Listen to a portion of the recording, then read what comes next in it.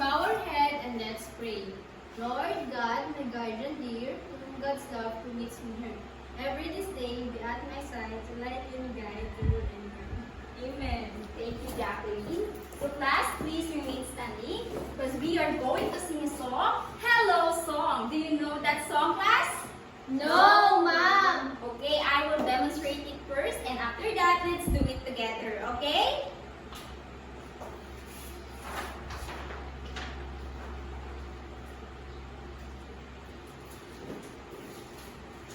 The hello song goes like this.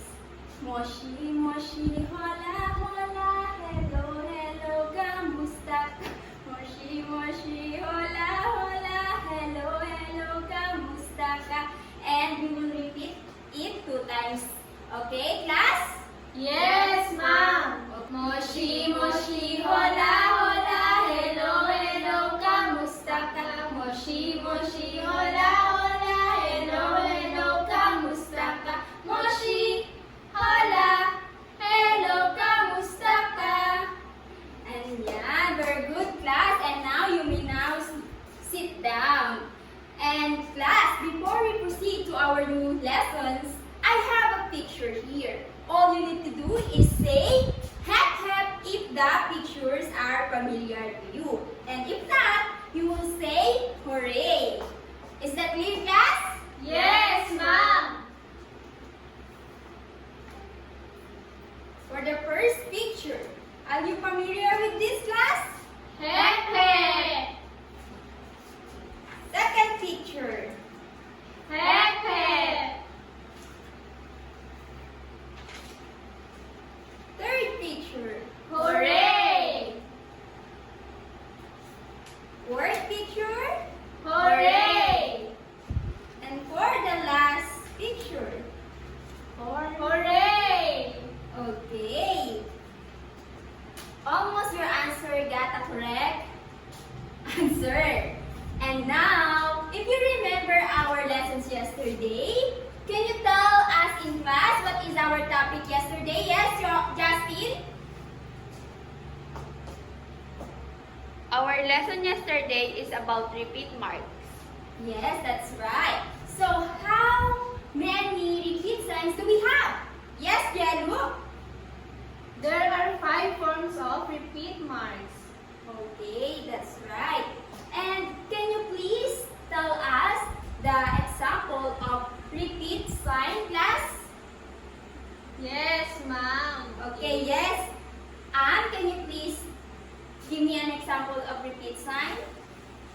Ma'am, da capo, del signo, and alpine. Can you please give us the remaining example of repeat sign? Yes, Rodmer. Alpine and repeat sign. Okay, very good. It seems like all of you are listening to our discussions yesterday. And now, do you want an exciting activity? Yes, Ma'am. Okay, that's good to hear.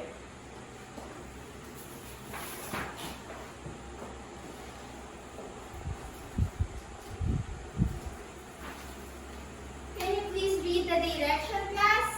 On a clean bond paper, draw your favorite instrument. Okay, for your activity, you will draw your favorite instrument, and after that, you will come in front and share in your classmates why you choose that instrument. Okay? Yes, Ma'am. Okay.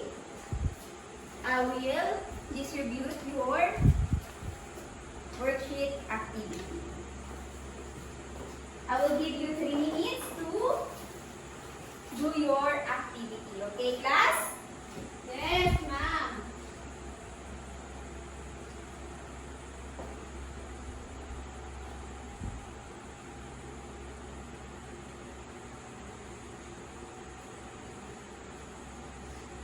Are you done, class? No, Ma'am.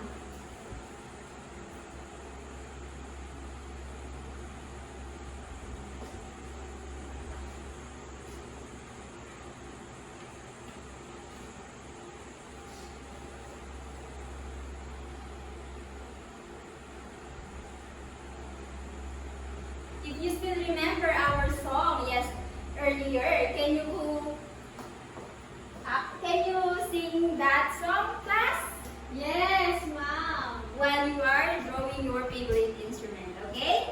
Okay. Okay. 1, 2, 3. Moshi, moshi, hola, hola, hello, hello, kamusta ka? Moshi, moshi, hola, hola, hello, hello, kamusta ka? Moshi, hola, hello, kamusta ka? Are you done, class? Yes, ma'am. Okay. Who wants to tell in class her favorite instrument? Yes, Jalu?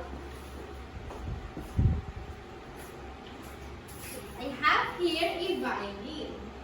I chose this because of the sound. It is relaxing and perfect for a calm scenery when you were in a beach. Thank you for sharing, Jalu. What else? Yes, Justin?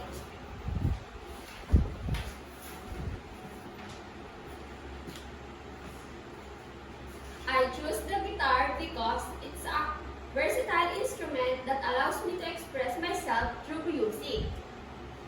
Thank you for sharing your favorite instrument. And now, your activity has related to the topic for today. But before that, let's sing together the hello song. 1, 2, 3. Moshi, Moshi, hola, hola, hello, hello, kamusta ka? Moshi, moshi, hola, hola, hello, hello, kamusta ka? Moshi, hola, hello, kamusta ka? Thank you. So what do you think, class, is our topic for today? Yes, Anne? I think it's something related to instrument. Okay, let's find out if that is correct.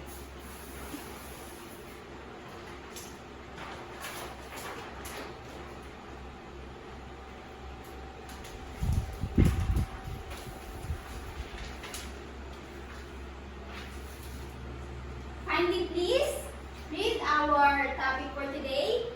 The Western Orchestra, the string and woodwind instrument. Thank you. Before we proceed to our discussions, let us read the directions that we will answer after the discussion.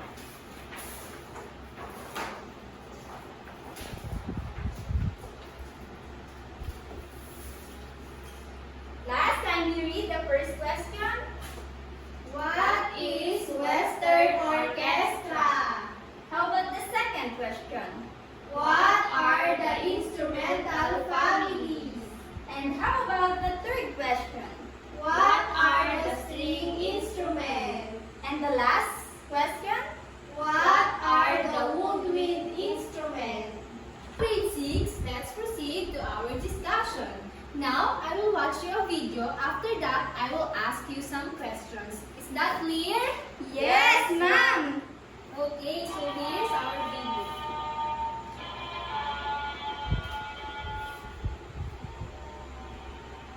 Wow.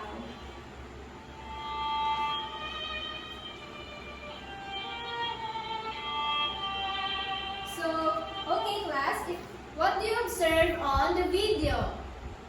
Yes, Charmaine? Ma'am, there are different kinds of musical instruments. Great observation. How about you, Maurice?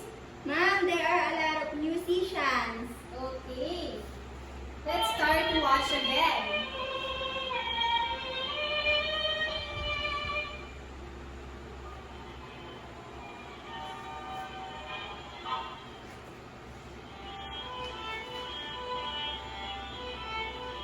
Okay, class, are you familiar with this instrument? No, ma'am. Okay, so we will discuss it later.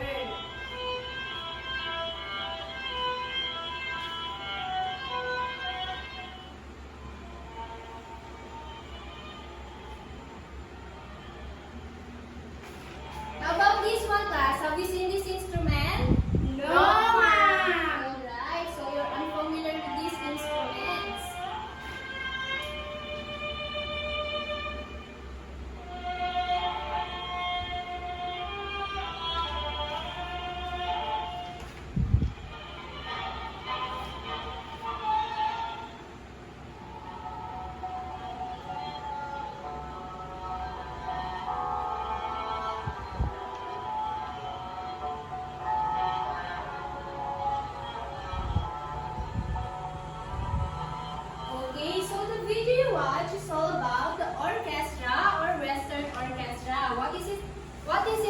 about again?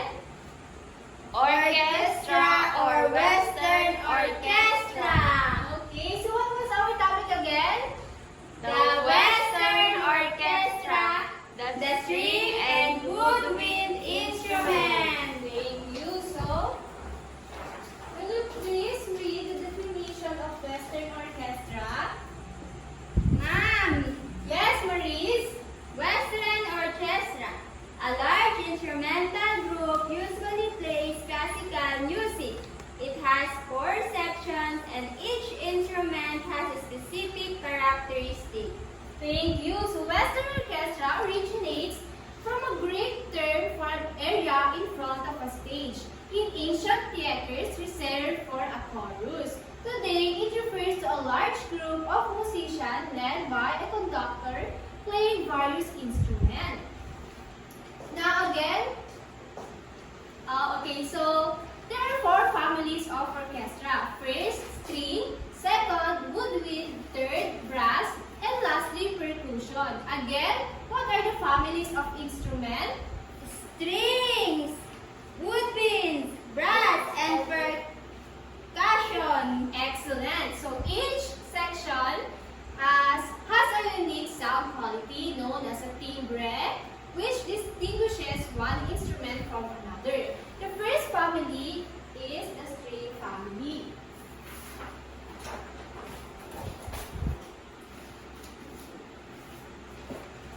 Will everybody read the definition of the string family? String instrument made of different kinds of wood which are hollow inside that allow sound to vibrate. Okay, how about this one? The part of the instrument that makes the sound is the string, which is made of nylon, steel, or gut. Okay, the string family is the largest section of the orchestra.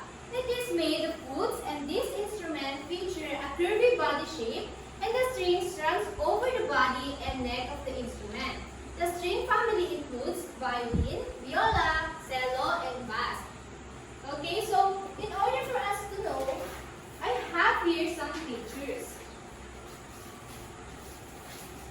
What do you see in the picture? Yes, Lian? Ma'am,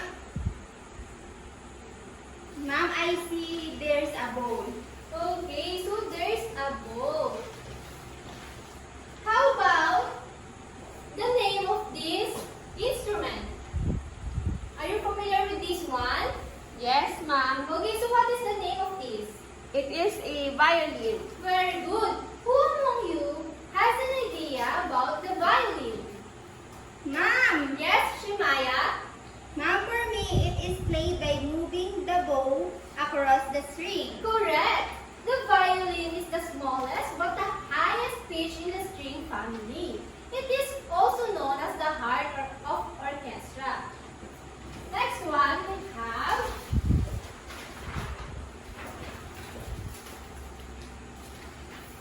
this. Are you familiar with this one? No, ma'am. Okay, so this is called viola. What do you think is the difference between violin and viola? Yes, Gian? The violin is smaller than the viola.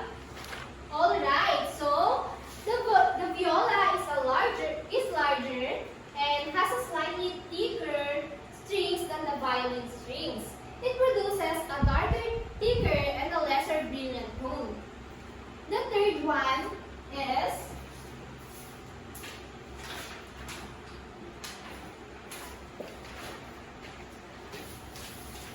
this one. So what do you notice on this photo?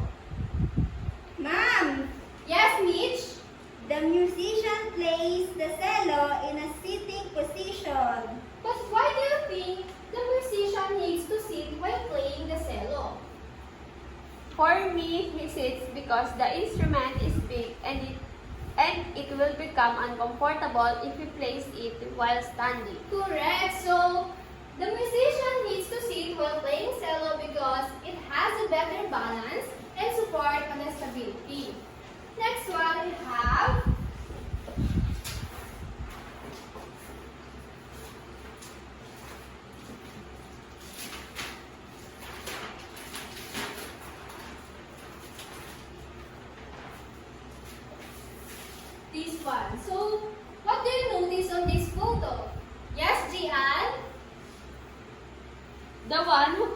itself, the instrument is in a standing position. Correct. So, the musician is in a standing position. But what do you think is this called? Yes, Maurice. Ma'am, cello? No, it's no longer cello since the cello was played when the musician is sitting. However, in this photo, the musician is standing.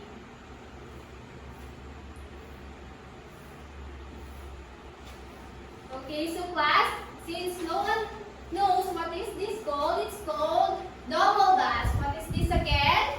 Double bass. Alright, so before we proceed to our last photo, what is this called again? Violin. And this one? Viola. And this one? Cello. How about this one? Double bass. Correct. So, everyone already knows the string family. Let's give us a 5 claps. 1, 2, 3, 4, 5. Okay, so now let's move to our next discussion.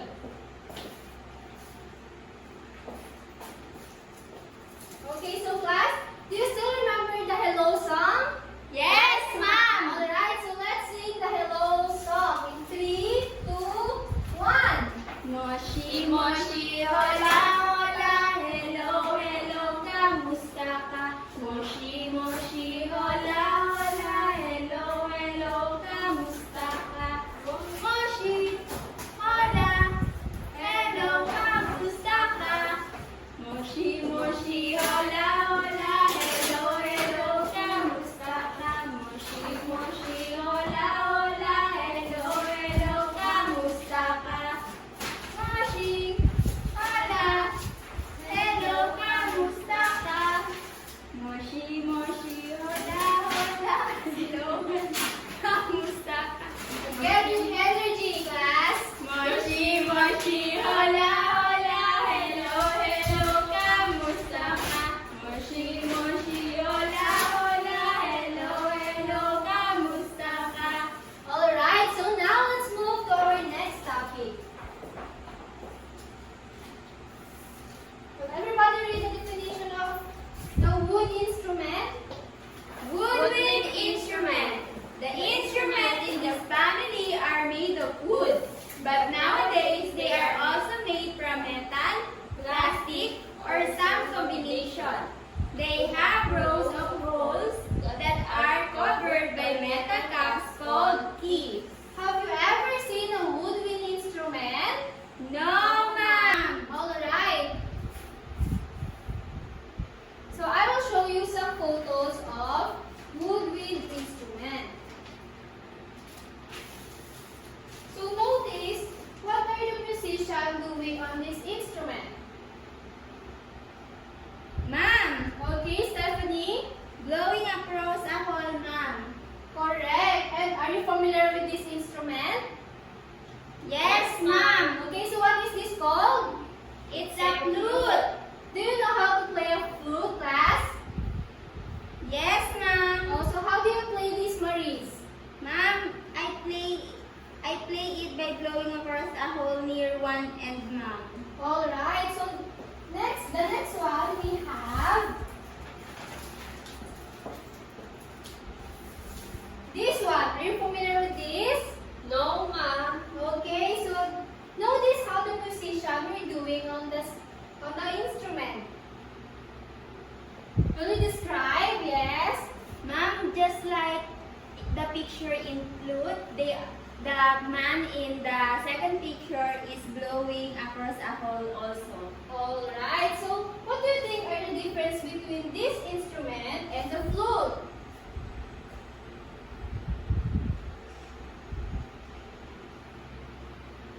Ma'am, the clarinet has a reed on the mouthpiece. Alright, and the flute is smaller than the clarinet.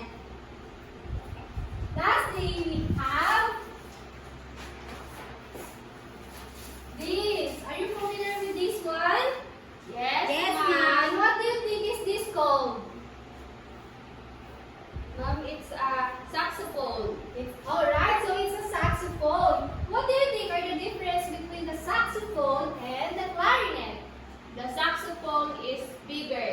Alright, and the clarinet is, it's longer. Longer. Yes, And this one is bigger. Alright, so our discussion ended here. I want you all to sit back, relax, and keep quiet. And while doing that, we're going to sing the hello song again. Do you still remember that song? Yes, ma'am. Alright, so let's sing the hello song. Moshi, moshi, hola, hola, hello, hello, kamusta ka? Moshi, moshi, hola, hola, hello, hello, kamusta ka? Moshi, hola, hello, kamusta ka?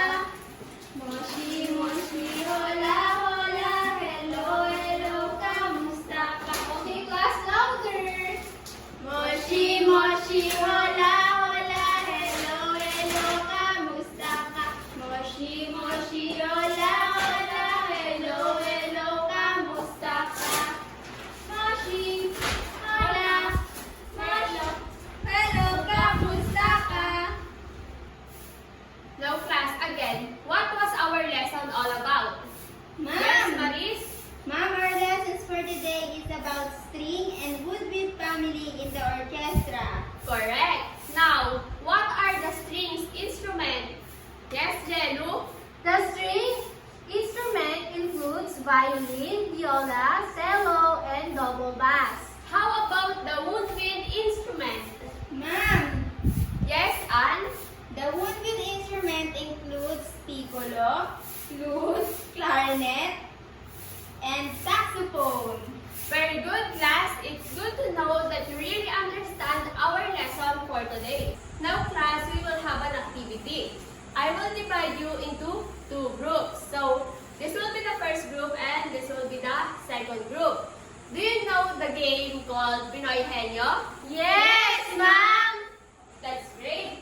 So, for our direction,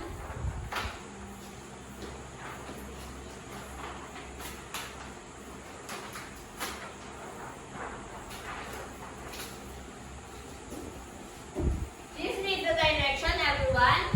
One player, the guesser, will try to figure out a secret word by asking yes, no, or maybe question to their partner. Thank you. So, all you have to do is to pick a random word in this box and you will guess it. So, every group will have 3 minutes to answer. Is that clear? Yes, ma'am! Okay, so for the first group, you may now come in front.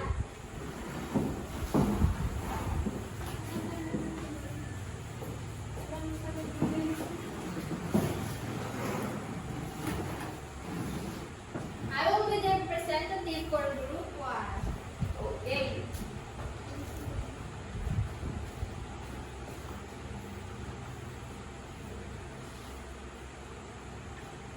There's no representative for Group 2.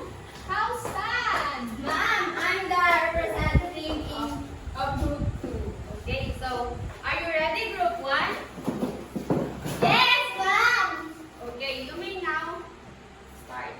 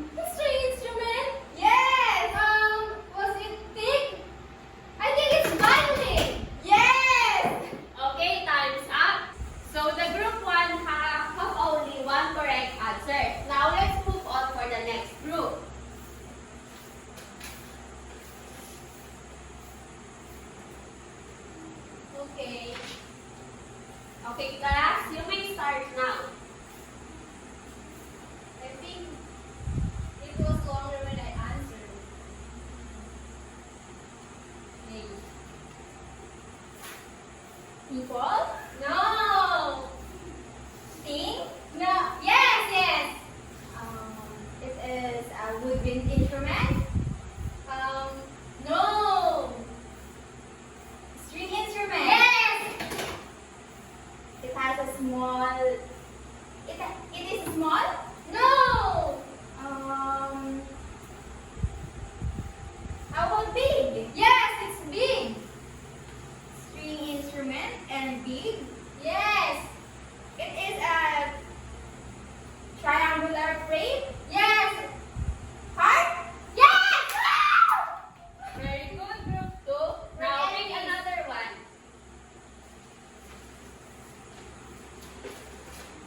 You answered longer than I thought. I'm quicker than I I'm thought. smarter than you. Okay, I will tell this to my mom. Then tell your mom. Take it. It is people? No. Place? No. How about things? Yes.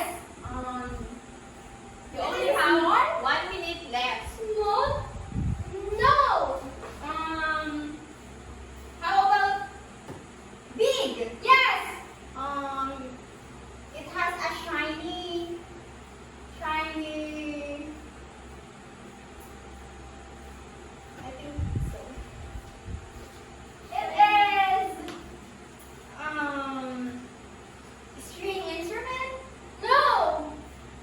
Wood instrument? Yes. How about the color is gold? Yes. What is this? 30 seconds left.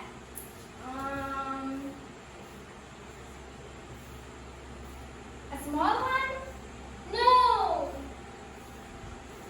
How about the 47 string? No. Has a different size? Different sides? I think yes. It's saxophone. Yes. Time's up. You may now take your seat. Thank you, Mom. Thank you, Mom. So our winner for today's activity is Group 2. Give yourselves a 5 claps. Now class, we will move forward to our short quiz for today. So all you have to do is to name or label the following instruments. Is that clear? Yes, ma'am.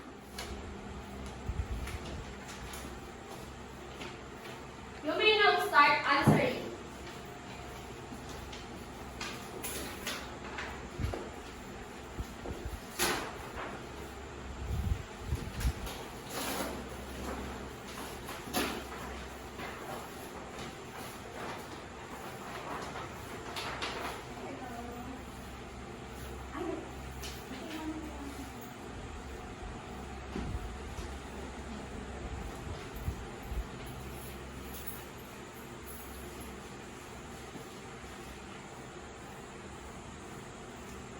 You can now pass your papers if you're done.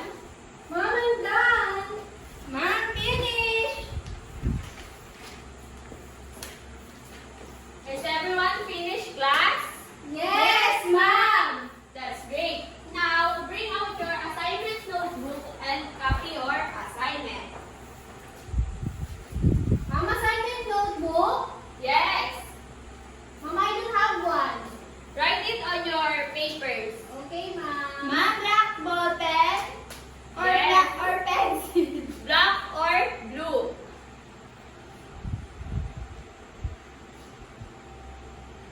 Done, Mom. Done, ma'am. Is everyone finished copying? Yes, ma'am. Do you learn something today, class? Yes, ma'am. That's good to know. So that is all for our today's class. Do you learn something? Yes, ma'am. That's great. So